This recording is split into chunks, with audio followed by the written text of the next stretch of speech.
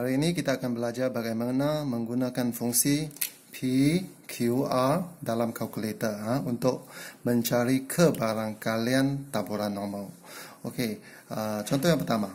Jika kita hendak mencari kawasan ini, okey, luas ini mewakili kebarangkalian dalam taburan normal. So, apa yang kita akan buat ialah kita akan menggunakan fungsi P sebab dia di sebelah kiri nilai yang kita mau cari.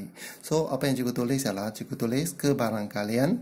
Okey, ini adalah paksi Z. Z kurang daripada negatif 1.5. Okey, so dalam kalkulator apa yang kita akan buat ialah kita akan tekan mode 1. Iaitu kita pakai mode ST. Okey, cikgu tekan 1. Kemudian cikgu tekan shift 3. Shift 3. Okey, akan keluar PQR. Maka untuk Z less than, okay, Z less than, iaitu kita mau cari kawasan ini. Kawasan lorekkan di sebelah kiri nilai negatif 1.5, so kita akan menggunakan fungsi P. So, cikgu tekan 1 untuk memilih P, dan cikgu tekan negatif 1.5, P, kemudian cikgu tekan negatif 1.5. Apa yang kita dapat? Negatif 1.5. Enter. So, ini kebarangkalian yang kita dapat. 0.06681. Okey, jika kita hendak mencari kebarangkalian atau luas di sebelah kanan nilai 1.5 ini. Okey, so ini adalah kebarangkalian Z greater. Kalau Z greater, kita akan menggunakan fungsi R. Okey, kita tekan R dan kemudian tekan net value negatif 1.5. So, apa yang kita akan dapat? So, cikgu pergi shift 3. PQR, cikgu pilih R. R, cikgu tekan 3. So, cikgu masukkan negatif 1.5. Okey. So, kebarangkalian dia ialah 0.9332. Cikgu menggunakan 4 titik perpuluhan. So, hari ini cikgu akan membincangkan, okey, bagaimana kalau kita hendak mencari kebarangkalian di antara negatif 1.5 dengan 1.5, nilai di tengah-tengah ini. So, ini adalah nilai hujung. Kalau nilai hujung, kita gunakan P. Kalau di sebelah kiri, ini adalah nilai hujung sampai ke hujung sekali. Kita akan menggunakan fungsi R. Dari sini sampai hujung. Dari sini sampai hujung, kita guna P. Dari sini sampai hujung, kita guna R. So, kalau nilai dia di antara ini dengan ini, ada dua nilai. Ini bukan nilai hujung. Maka kita akan menggunakan fungsi Q. Okey, contoh.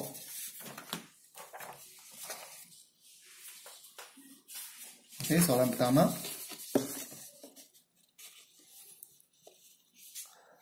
Kalau, okey, untuk mencari nilai di antara 0 dengan 1,2,3,6. Okey, nilai ini, luas ini.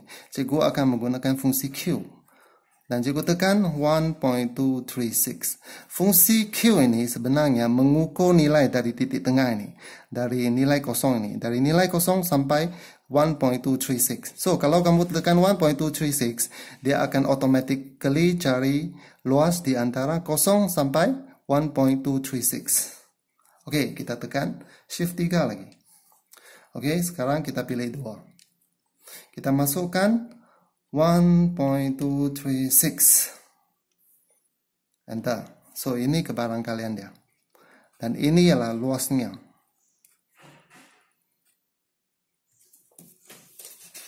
Okay, so soalan 2.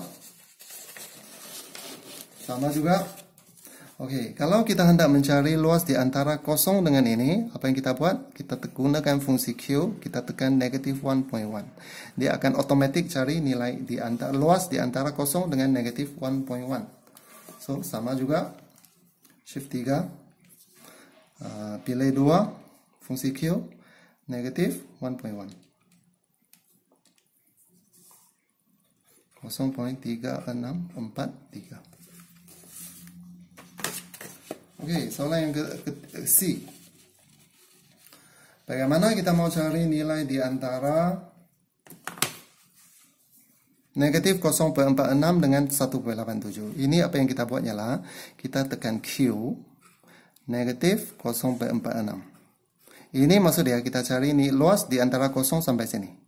Kemudian kita tambah Q 1.87. Kita cari luas dari sini sampai sini.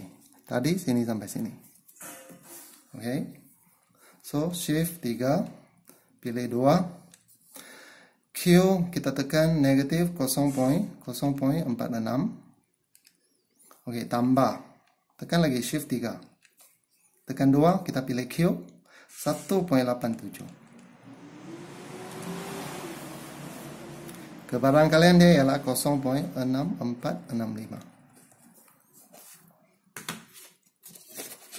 Oke, next. Kalau kita mau cari ini macam mana case dia? Oke, kedua-dua berada di kawasan positif. Apa yang berlaku? Oke, sekarang apa yang kita buat ialah kedua-dua berada di kawasan positif. So, ini kita akan gunakan Q 2.5. So, dari sini sampai ke 2.5 ini adalah lebih besar kebarangkalian dia. Kita tolak Q 0.2. Boleh? Q hingga 0.2. Luas ini lebih kecil. Q 0 sampai 2.5, kawasan ini lebih luas. So, kebarangkalian yang tinggi tolak kebarangkalian yang rendah. Luas yang besar tolak luas yang kecil. Kita guna tolak. So, sama. Shift 3, pilih Q 2.5. Tolak. Shift 3, pilih 2. Q 0.2. 0.4145. Oke, soalan yang last.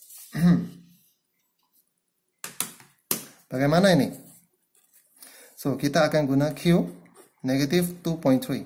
Sebab dari 0 sampai 2.3 luas itu lebih besar. Tolak Q negatif 1.1. 0 hingga 1.1 luas ini adalah lebih kecil. So, itu jawaban kita ialah sama. Shift 3, tekan 2. Negatif 2.3. Tolak. Shift 3 lagi, pilih 2. Negatif 1.1. Oke, kebarangkalian dia 0.1250. Oke. Oke, so apa yang harus kita ingat ialah kalau dua-dua nilai itu berada di kawasan positif atau berada di kawasan negatif, maka kita kena gunakan tolak. Kita kena guna tolak. Kalau satu nilai di sebelah positif 1.87, satu nilai di sebelah negatif 0.46, maka kita kena menggunakan tambah. Oke, so ini boleh menyenangkan pelajar dalam mencari kebarangkalian untuk taburan normal piawai.